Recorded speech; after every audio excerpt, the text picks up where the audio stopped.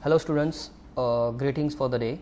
Myself Dr. Mohammad Azim Waqban, and as we have started the lecture series, today's topic regarding the MI201, paper number MI201, unit number 1, biomolecules. In biomolecules, in today we are going to discuss about proteins.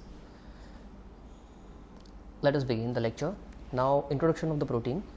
20% of the human body is made up of the proteins, and proteins are the large complex molecules that are critical for the normal functioning of the cells. Without protein, the functioning of the cells is not possible.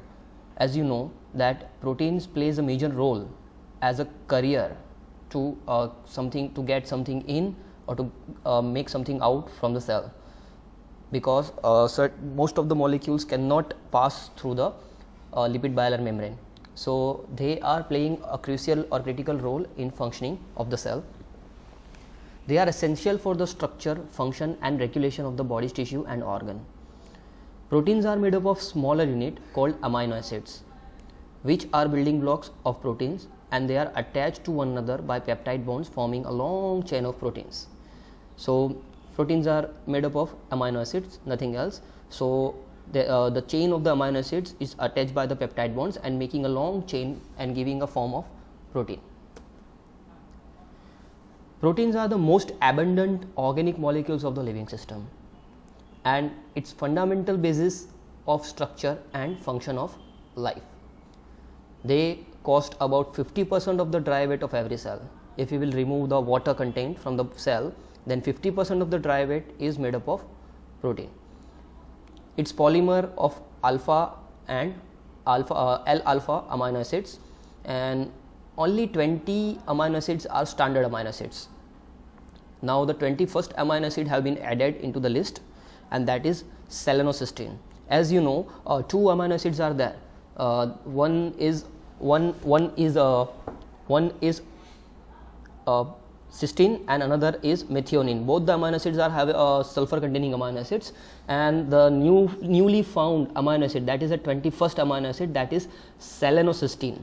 Selenocysteine is an amino acid having a similar structure with compared to the cysteine, but in cysteine there was a sulfur group. Instead of that, over here it will be having a selenium on the place of sulfur, that is selenocysteine.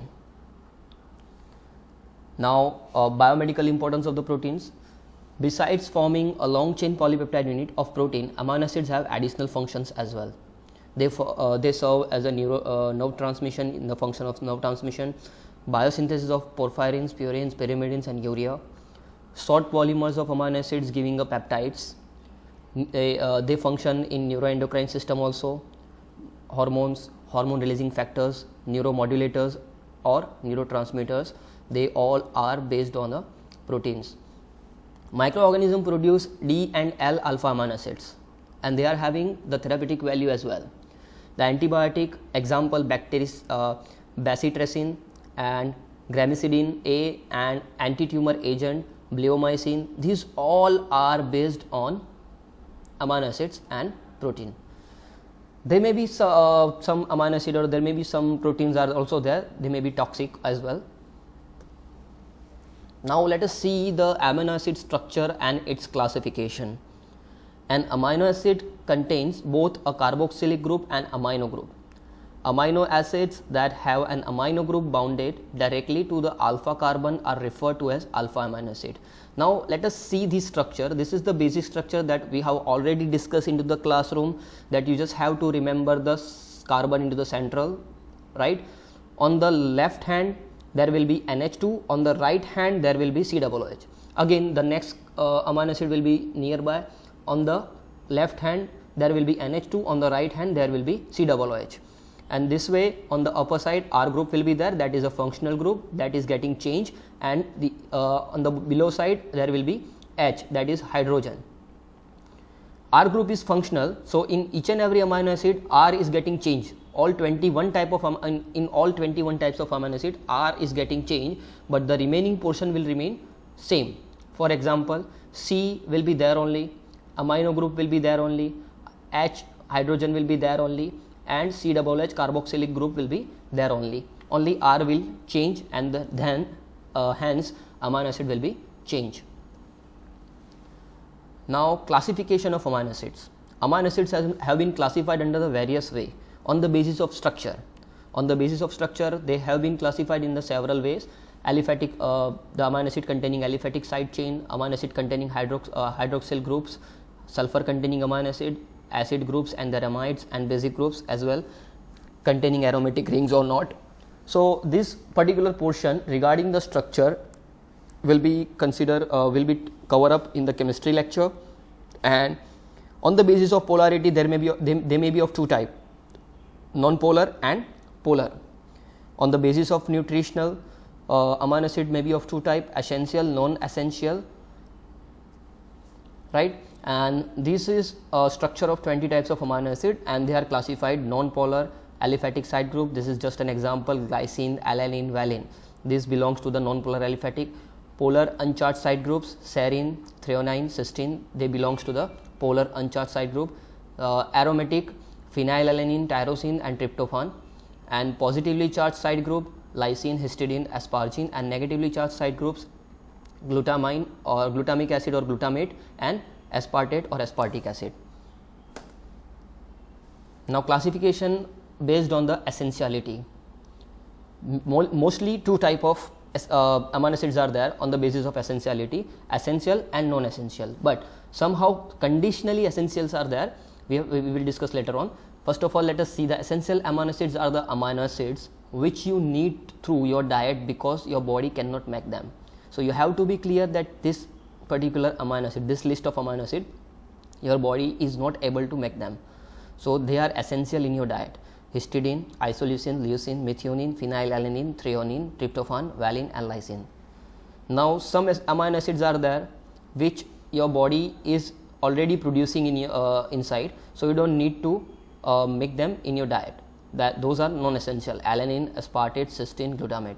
And some are conditionally essential, just because these particular amino acids are not produced inside the body, but they require for certain functions only. They don't require all the time. So these are the conditionally essential. Now what do you mean by peptide bonds? Amino acids are linked together by amide group called peptide bonds. Now explanation of peptide bond is very clear, that we already know. If you'll see the basic structure of amino acid over here, just examine. On the left hand it is COOH group is here, on the right hand NH2, COOH, NH2, COOH, NH2. So if the two amino acids are standing in a linear form, then the C terminus or the carboxyl group will join by the amine group of the another amino acid. You can see over here. So whenever the H2O or the water molecule will be removed, so you can see H from NH2 and OH from COOH is getting removed, and both amino acids are attached with the peptide bond. So peptide bond formation is nothing but removal of the water molecules from the NH2 and COOH, and both the amino acids are attaching by removal of water from the carboxyl and amino group. If you will put a third amino acid over this side, then again COOH of this amino acid and NH2 of the third amino acid will bind, and removal of the water will take place. What do you mean by polypeptide? Two amino acid reacts to form dipeptide. Three amino acid can join by two peptides bond, is giving a tripeptide, and so on. So oligopeptide means a very few amino acids are joined together, less than 10 by the various peptide linkage, is considered to be as oligopeptides, and the last product will be the polypeptide. So proteins may have thousands of amino acid residue, and hence it is called as polypeptide. As you can see in this image diagram, alanine, glutamic acid, glycine, and lysine, these four amino acids are attached together and attached by the peptide bond.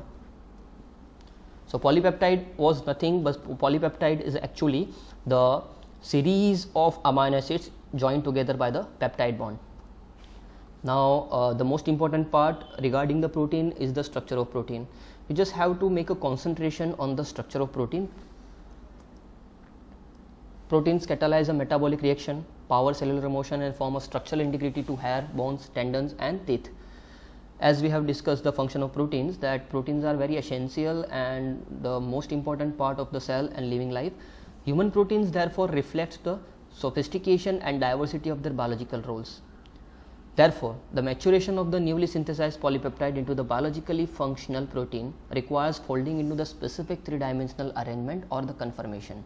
Now, this third point is explanation that take an example of enzyme. As you know that enzymes and substrate are binding on the basis of lock and key structure, right? So, binding of enzyme and substrate is based on the lock and key. That means the substrate should be fixed into the enzyme. So, enzyme must be having that particular binding site regarding that particular substrate. So, how that particular enzyme is getting that binding site?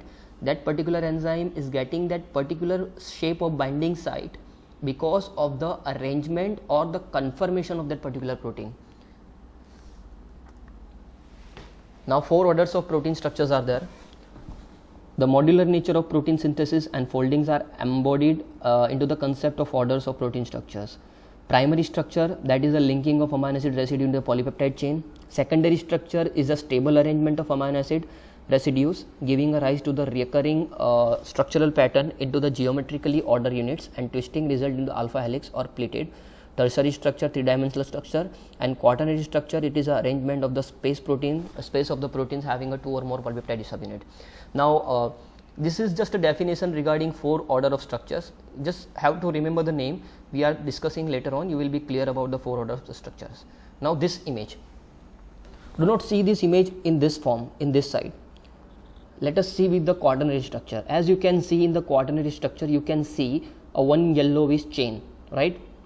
Another yellowish chain over here, and one orange chain over there, and another orange chain over there. That means 4 different subunits are assembled together and giving a huge structure of protein, right? Now, just zoom on a single yellowish subunit. So, here, this is the tertiary structure. So, this tertiary structure indicating the foldings of the proteins and the polypeptide chains. Now, if we are zooming a small part of the tertiary structure, so you can recognize the secondary structure of the protein, in which you can see the alpha helix structure in which the protein's folding takes place.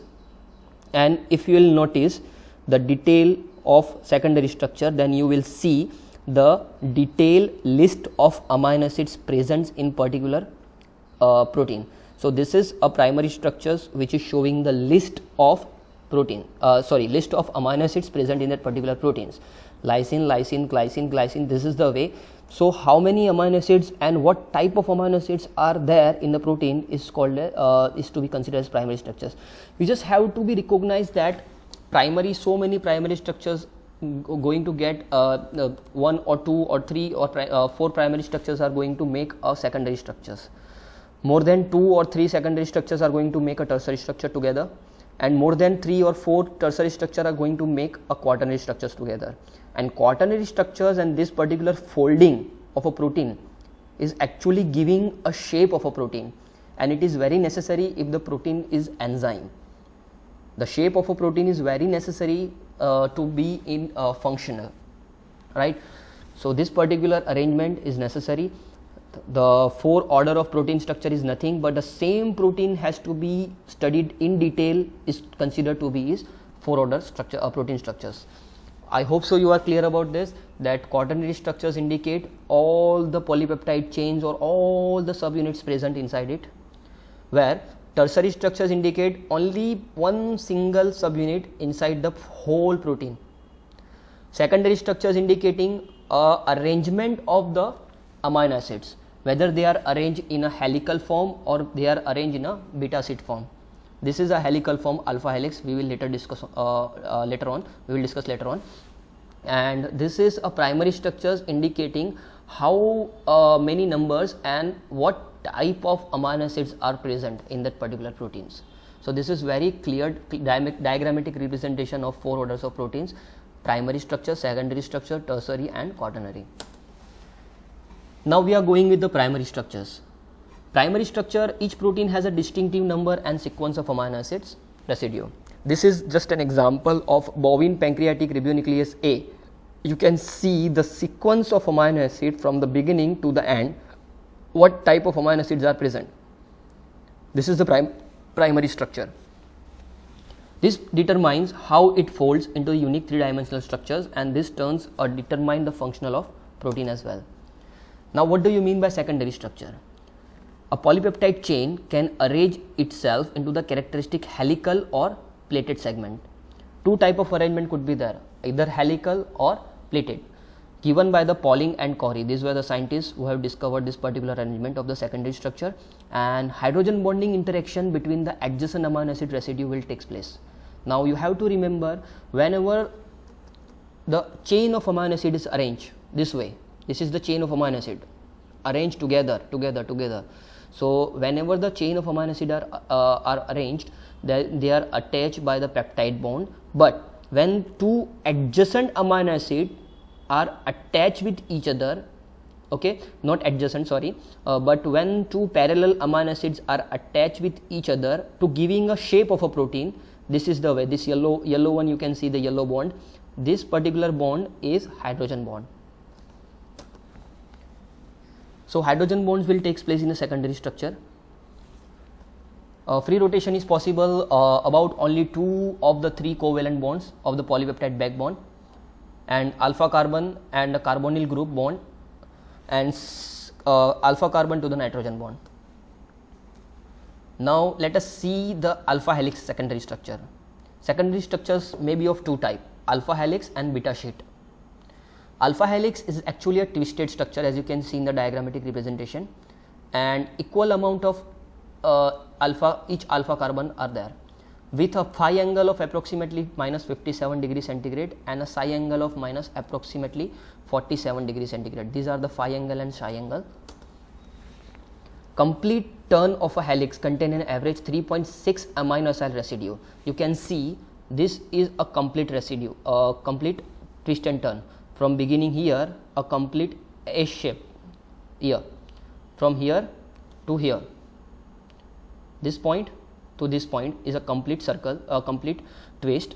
From here to here, this is another complete twist. So, each complete twist takes about average 3.6 amino acid residue. So, as you can see, 1, 2, 3, 3.5 amino acids are here, 1, 2, 3, 3.5 amino acids are here. So, each complete twist is taking 3.6 average amino acid residues. Distance it rises per turn is 0.54 nanometer. So, one turn distance is about 0.4 nanometer pitch, and R group of each amino acid residue is in alpha helix is facing outward. So, whatever the functional group, that R group will be there on the outward side this way, right. Stability of alpha and alpha helix arises primarily from the hydrogen bonds, as we have already discussed that hydrogen bonds will take place. So, between the oxygen of carbonyl and hydrogen atom of nitrogen of 4th residue down to the polypeptide chain. Now, again going to the backward image, just see over here, this is the first carbon, this is the 4th carbon.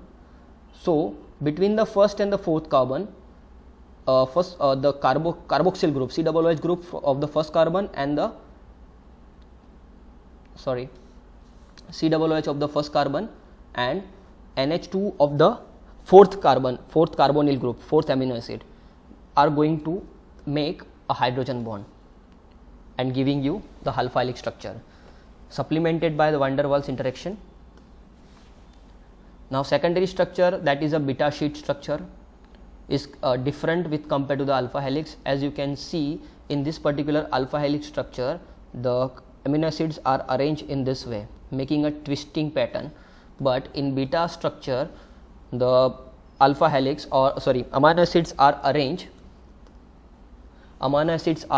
in a H to H pattern and giving a zigzag pattern or pleated pattern, in which R groups of adjacent residue point in opposite direction.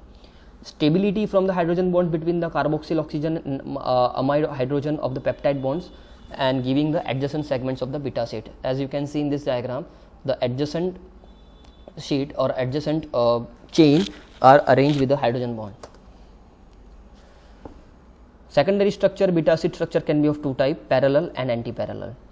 When the polypeptide chain proceed in the same direction of the amino carbyl group, amino to carbyl, as you can see here, then they are to be considered as a parallel, and in anti-parallel they proceed in the opposite direction. You can see this amino carbyl direction is this way, and in the next chain the amino carbyl direction is on the opposite chain. So this is a parallel and this is anti-parallel beta sheet. Tertiary structure, as you know, entire three-dimensional conformation of the polypeptide. Beside H bond, sulfide bond will take place, ionic interaction and hydrophobic bonds will be there, and consist of helices, sets, bands, turns and loops assembled to form the domains.